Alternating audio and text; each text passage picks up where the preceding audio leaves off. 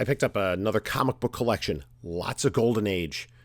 There's also some silver and bronze. A whole bunch of stuff to go through. We're going to go through the first box. Up next on this video from Bronzeville Comics.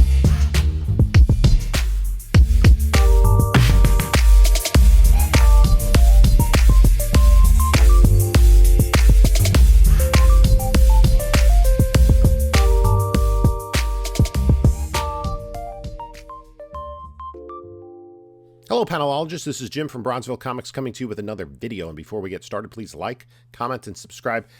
Check out the description of this video. Has links to my Instagram, my whatnot, my eBay store, and my email. I got contacted by someone who, had a local comic, had a comic collection, and we had to negotiate. It was a big one. It was, of course, not in short or long boxes or in random stuff. It was like 2 short boxes and then probably what amounted to another 5 short boxes, maybe a little bit more. And then there were, some trade paperbacks and stuff that were kind of separate that I didn't even look at when we were negotiating price because I felt that was kind of minimal to what was in the collection. So again, I said in the open, it's a lot of Golden Age. Not all Golden Age. And it seems as though the original collector wanted to accumulate Golden Age books of different genres.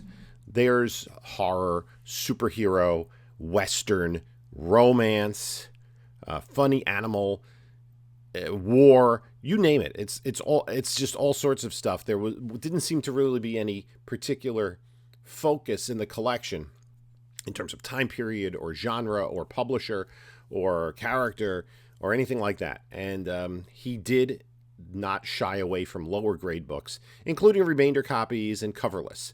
So it's kind of a hodgepodge, and there's even some stuff like something I put to the side because the cover doesn't match the interior, which is always a danger when you're buying Golden Age, especially lower grade. Pages missing, things clipped out, interior not matching the exterior, so you got to kind of be careful of all that. So at any rate, let's see what I picked up, and we're going to go through box number 1. So this is going to be an ongoing series until we get through everything. So stick around for the ride. So we have a whole bunch of stuff here that I'm leaving off at storage. 2 bottom boxes are trades, newer stuff. This has a lot of silver and bronze in here. Also in here, in here and in the other stuff, I have 2 boxes at home, primarily Golden Age. So that's going to be some cool stuff. I mean, this is whatever, Tarzan, an old Joe Palooka. So we're going to go through all of these boxes and see what we got. So it was a big haul. And again, there's a lot of Golden Age stuff. There's some really interesting books in here. And we'll go through all the boxes. Okay, so we have the first part of the collection here. I'm going to go for this box because it's closer. I'm going to go through this box, put these books away as best we can. I still have to go through all of them and, process them and put them in new bags and boards and everything. But we're going to go through the box. I've already gone through at the store, but I'm going to take a closer look at everything we have here.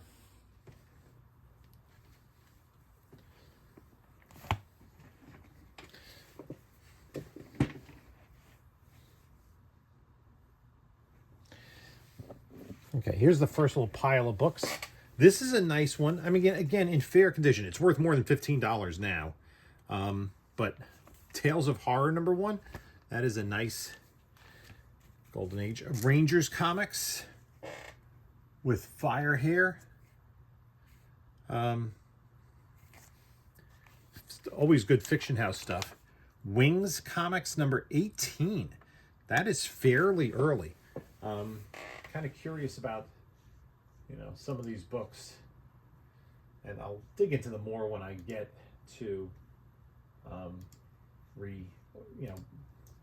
rebagging and boarding, and finding I got to do page counts on every single book, because you have to do with Golden Age.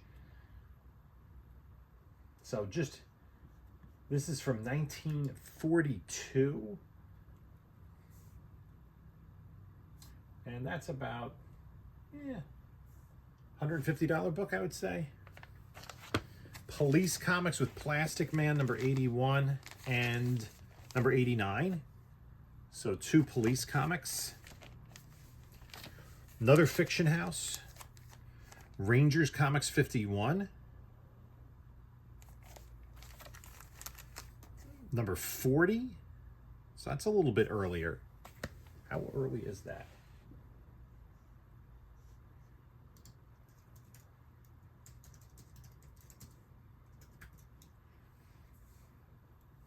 Rangers Comics number 40 is from 1948, a little bit later in the run, but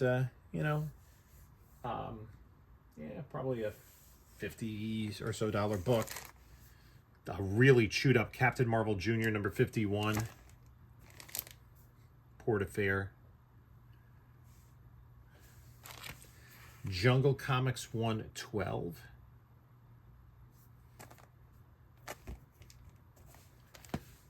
Joe Yank. Not familiar with that. Crime Must Pay the Penalty. December 1954, so a little bit of pre-code crime. Chick Young's Dagwood by Harvey. Deadly Hands of Kung Fu, number 16. Dead Eye Western. Fox and Crow, number 52. Frogman Comics. Number 4, it says on the bag here. And number 8. It's a pretty cool cover. There's a lot of spine wear there. Monsters of the Movies. Barnabas Collins and Peter Cushing, the Dracula Slayer. Gandy Goose, CBS Television Presents.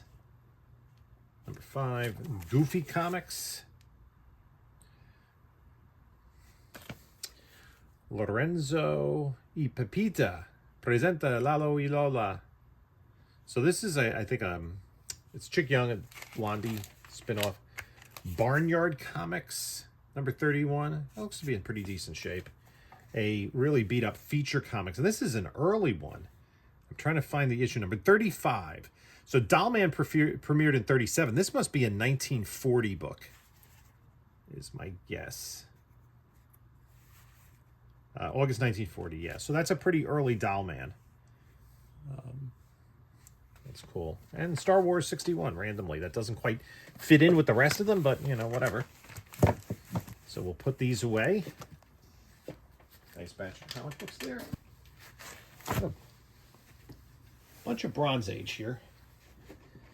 Later Bronze. Ghost Rider 70, Master Kung Fu 114, ASM 230. Team America 2, Spectacular Spider-Man 68, Defenders 109, Hulk 274, Power Man and Iron Fist 84, ROM 33, Marvel Tales 142, Avengers 222, Conan 137, Green Lantern 155, and Flash 312.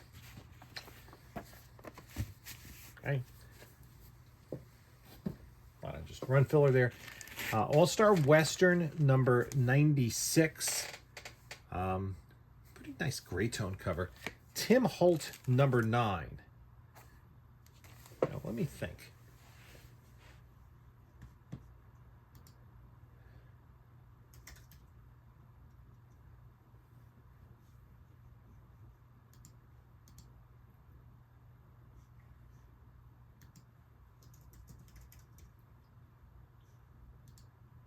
Which issue is it?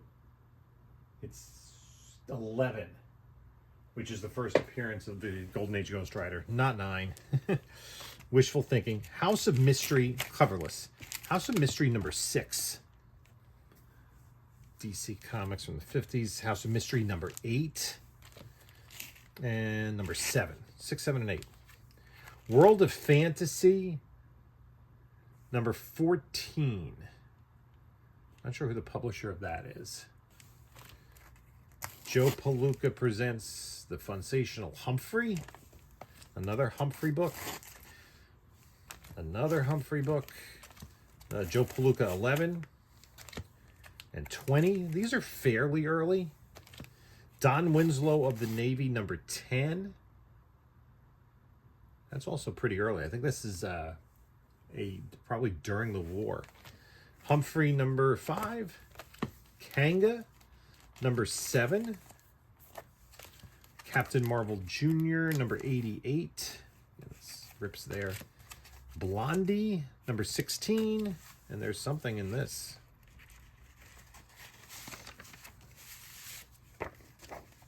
Good Old Days from 1984. Wow, that's really quaint. I'm pretty sure Good Old Days doesn't have a ton of value.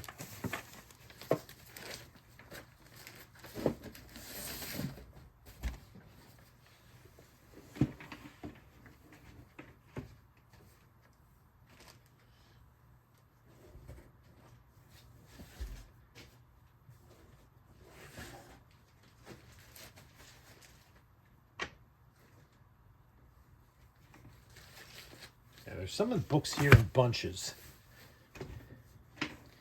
So, hardcover, greatest team-up stories ever told. Funny Stuff, number 11. There was a decent amount of funny animals. Mighty Mouse, number 27. Super Duck, number 43. It's an Archie book. Looney Tunes, not sure the number. It's fairly early when it has this kind of strip of film as the trade dress. Looney Tunes and Merry Melodies. And another Looney Tunes. Close your comics. If there are any problems, let me know. From September 21st, 1994. So this guy purchased via mail and what have you. I'm just not sure about any keys in the Looney Tunes run. There weren't a lot of first appearances, actually. Most of the first appearances, those Looney Tunes characters, came in 4-color comics.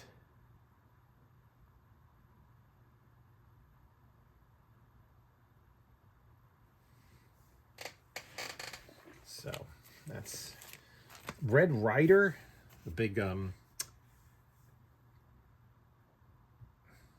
Western at the time. That's in pretty decent shape, too. Preacher Rose, Sparks in Pitching Duel. He was a pitcher for the Dodgers in the 50s. So, anyway, that's a nice Red Ryder copy for what it is. Lower grade copy, Mysterious Suspense, number 1. This is the first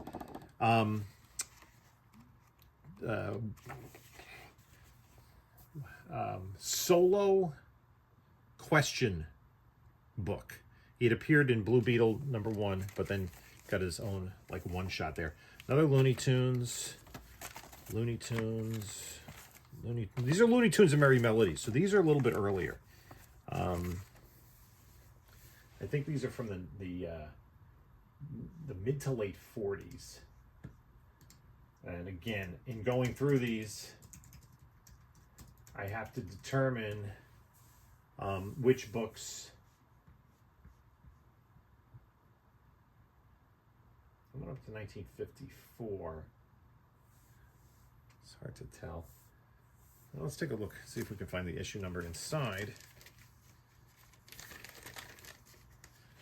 Exciting life stories of famous stars. How Shelley Winters made the grade. Hollywood's strangest screen test. First cover appearance of Shelley Winters. This is number 88. Looney Tunes Merry Melodies, number 88. Again, not really any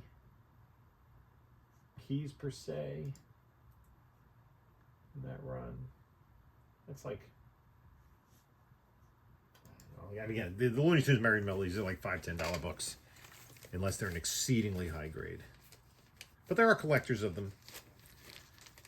I'm gonna put them aside in my run a bunch of them together along with some others that I've gotten in other collections. Famous Stars, number 1. That's interesting. Bob Steele Western, number 2.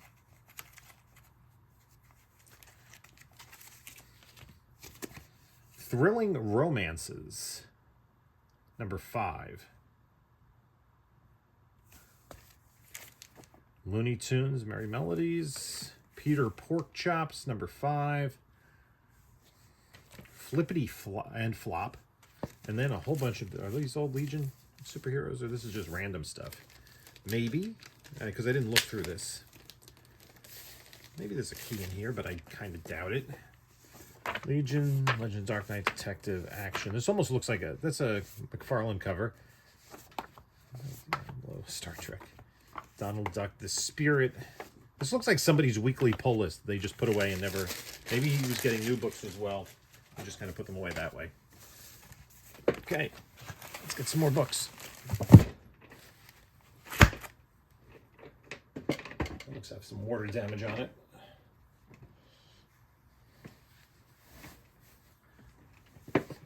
Funny Animals number 29. Katie Keene Charm. People, there are Katie Keene. Heartthrobs number 50. DC Romance. Is that still DC? I think so. I think Heartthrobs might have started with Quality. Herbie number 20.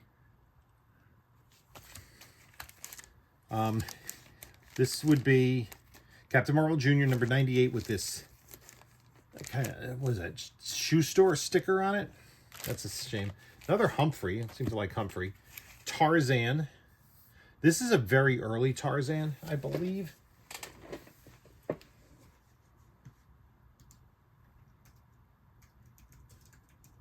mean, Tarzan ran forever. It was a Dell book until the early...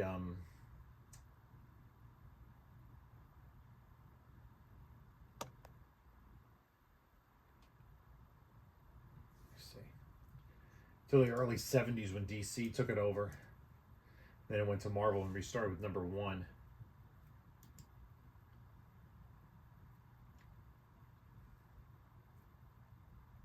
That's number 2 of Tarzan. So that's an early issue of Tarzan.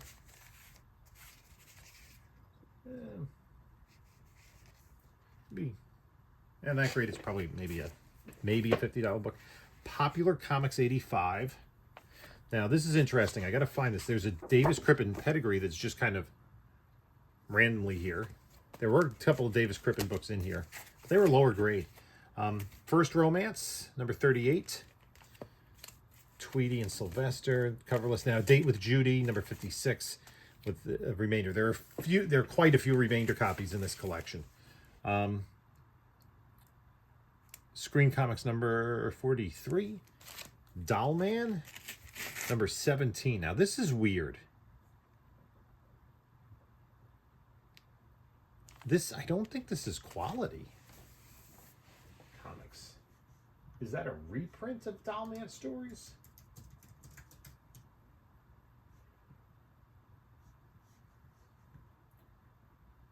Yeah, this is a 1964 book. I wonder if DC had acquired the rights to Dollman at that point. It's just, wow, it's just weird.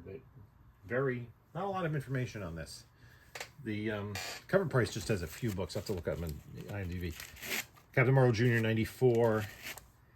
Henry, I guess that's 4 Color 609. I'm going to guess. Tip Top 209. Robin Hood and His Merry Men number 35. Roy Rogers 118. I mean, this has been in this bag for a long time. Lone Ranger 102. And 104. And 106. Peter Porkchops 52. These are Edgar Rice Burroughs Tarzan. Now, this is interesting. Planet Comics number 42. And this is from the 1950s, I believe. Oh, no, wait a minute. Look at this. This is a winner for me. This is Planet Comics number 42. That's a May 1946 book, number 42. Which I collect, you know, if you watch the channel at all, I collect books from May of 1946. So this is a PC book for me now. There are going to be a few books. This is, I mean, lower grade. Yeah, it's probably like around $100 book. Maybe a little bit south of that, depending on the condition. I'd have to take a look. I mean, there is some tape on the spine and looks like some... this will be a nice placeholder. I could always use a better one. Susie number 64 from Archie. Jumbo Comics 55. Jumbo Comics 79. Jumbo Comics 88. Always get to good jumbos. The Fiction House stuff is good. Wiz Comics 63. Captain Marvel Adventures 50. Gangbusters 25. Cowboy Love number 11. Wyatt Earp. That's an Atlas book. I'm not sure the number. Captain Marvel Adventures numbers. This is number 11. And look at this. This is, wow. This is this is probably the best book I saw in the collection. This is Captain Marvel Jr. number 4. Early 40s. It looks to be in rougher shape.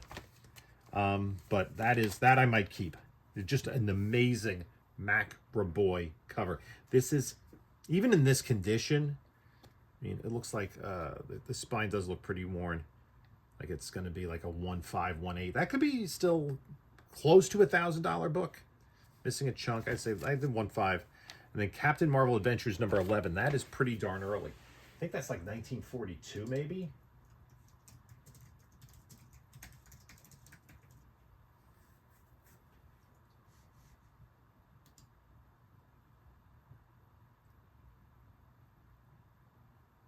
VG, that's a few $100s. That is pretty cool. Still have a little bit more in the box. So this, a number of these foreign, there was like one box that we'll go through in this collection was almost entirely foreign stuff. Shang-Chi 34 and 38, Marvel Team Up 40, Marvel Feature 3 and 2, Marvel Chillers 1, Power Man 28, Invaders 4, Invaders 3, Invaders 2, Skull the Slayer 3, Supernatural Thrillers 14, Little Scouts, that's 4-color 321, Haunted number 9. This magazine is Haunted. Another Haunted. Coverless number 10. Don Winslow number 4. Remainder. And number 7. That's a pretty early Don Winslow. This is how it was shipped. Let me just throw that away. Yikes. This 68 pages. That's early Golden Age. Don Winslow of the Navy. And then you followed up with New Teen Titans 22. And Crazy with Donnie and Marie. More Davis Crippen, Popular 85, Feature 51. I have to see if I match those up. Target Comics. Volume 8, number 4. Jumbo. Number 81. Planet. Number 47. Loose cover but complete. The Spirit. Number 19. Awesome. Tom Mix Commando Comics. Charles Doomsday, a GI Combat, Wonder Woman 224, Flash 232. Now here's a Davis Crippen pedigree that's with the book. You see though it's got water damage and the staples are just kind of rusted away. Funny Folks 34. Wings Comics, again, Fiction House 16, that's pretty early. And then what do we have here? ROM 32, Star Wars 62, Master Kung Fu 115. I think that's the first appearance of Death Dealer. Peter Parker 69. That might be the second Cloak and Dagger. Emergency number 1. It's a fairly nice copy. That was a TV show I watched in the 70s for young folks. $6 Million Man number 1. Also a pretty decent copy. There's a record here, but it's stuck to this book. It's taped. Oh, geez. Come on. There we go. No tape pull, no tape pull, no tape pull.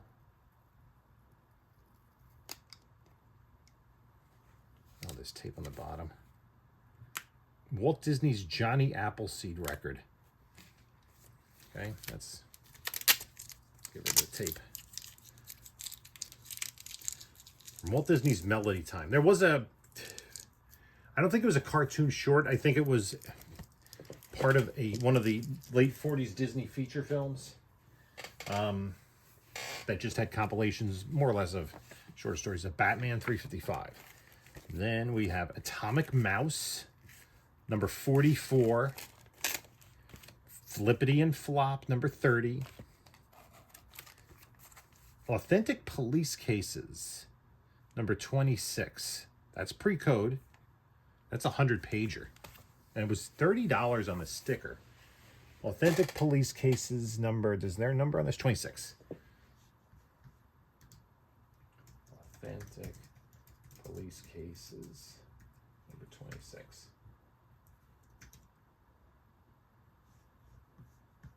It's from 1953, St. John Publishing.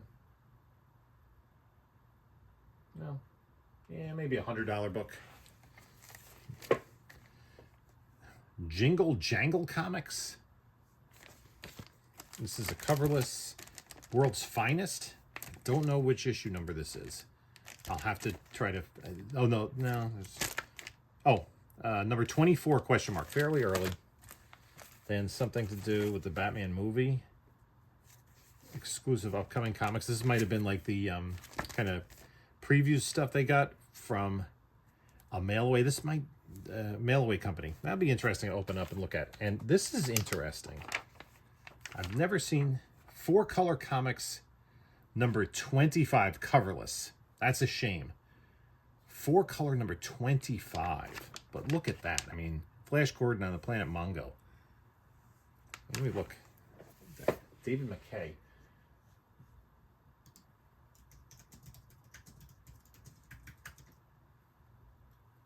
With a cover, that'd probably be number 20. No, 25 is 4-color 25 is not Flash Gordon.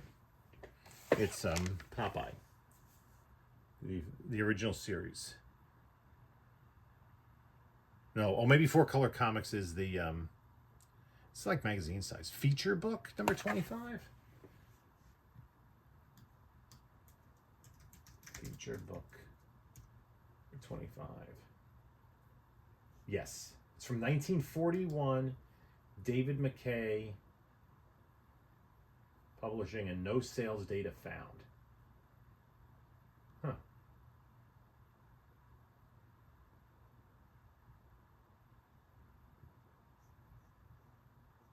I mean, the ones around it in fair and poor condition are a couple $100.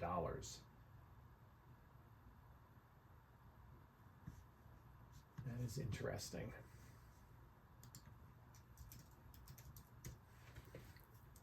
Feature book number 25, Flash Gordon. Feature book 25, Flash Gordon. I'm looking it up on eBay, and I'm not seeing anything, which is not surprising.